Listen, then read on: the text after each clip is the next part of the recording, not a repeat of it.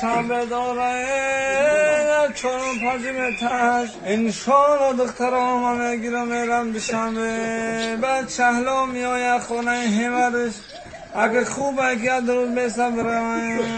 در نامی خالعات برم یا تبوشا اگه تبوشا خشگرانک شون سه چهار تا و هفت خونه دیگه دارن یکی میبینی در سرانشون نمال شب نمیسترای در میدرایان آخه در بزرگیش برم همیشه دنون استیده میگه در 4 سامان میدره قد 20 سامان میخواه با مجبورم برم گوش بخرم برای اولادای چند تا همه اولادای تحت خوبه که در همین جمعیت شیربریجی گرسوز میخواه میرم جونت خواهم میخواه ای خدا جان نگهبان باش ما رو ای مهمان های خیشیزن که نکمه در روزیان میخواه صدای عرعره هنوز توی گوشمه این بوی گوهت رو لباسیه که میپوشمه دیگه بدون من یه قدمم بر ندار یه باری بهت میدم این دفعه رو نیار بابا هر بار این خرا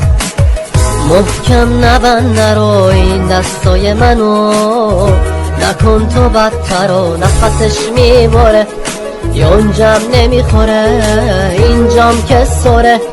آدم لیز میخوره میگم هر بار این خرا محکم نبند نرو این دستای منو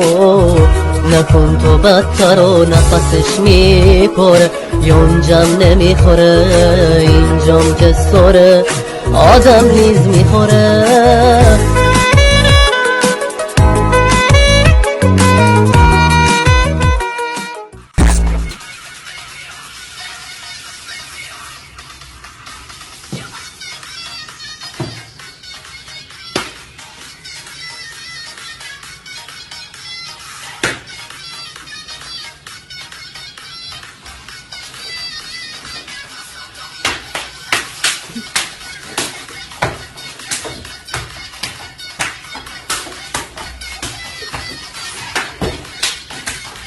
در زمانه سابق بزرگای ما میگفتن قرض بکو زن میگی زن میمونه قرض میره مگم از ما سرچپه شد قرض ما زن رفت 4 سال زده بزر قرض خلاص نمیشه